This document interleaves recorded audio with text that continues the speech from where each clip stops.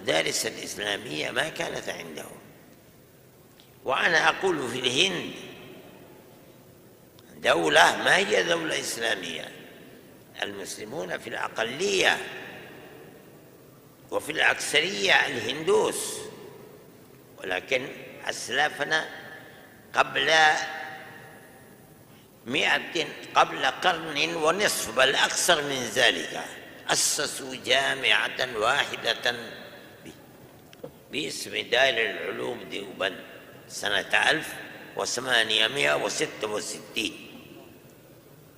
من تلك الأيام إلى الآن بهذه الجامعة الواحدة في الهند وفي باكستان وفي برما وفي بنغلاديش وفي إيران وفي جنوب أفريقيا وفي بريطانيا وفي أمريكا مئات لا آلاف من المدارس الإسلامية التي هي سبب إحياء الإسلام في تلك البلاد.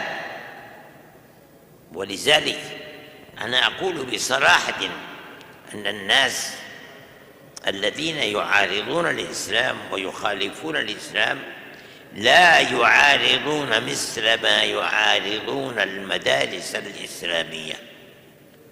أنا أقول ذلك ولي تجربة وأقول صحيحا، لأنهم يعرفون ما تستفيد الأمة من هذه المدارس، ما هي أمة غير أمة إسلامية التي تستفيد وتحيي الإسلام، لأنه هذه المدارس هي سبب إحياء العلوم الإسلامية وإحياء الإسلام. لا يعارضون ولا يخافون شيئا في العالم مثل ما يخافون الإسلام.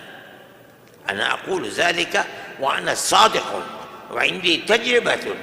إنهم لا يعارضون العلوم الإسلامية في جميع الجامعات الحديثة،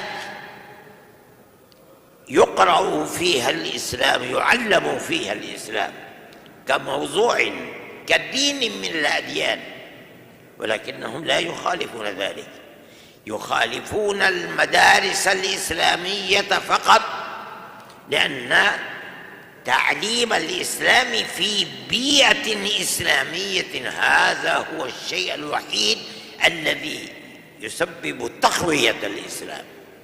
الناس من هناك يخرجون يتعلمون بصورتهم وبسيرتهم وبلباسهم وبعملهم، يتقوى الإسلام في جميع العالم.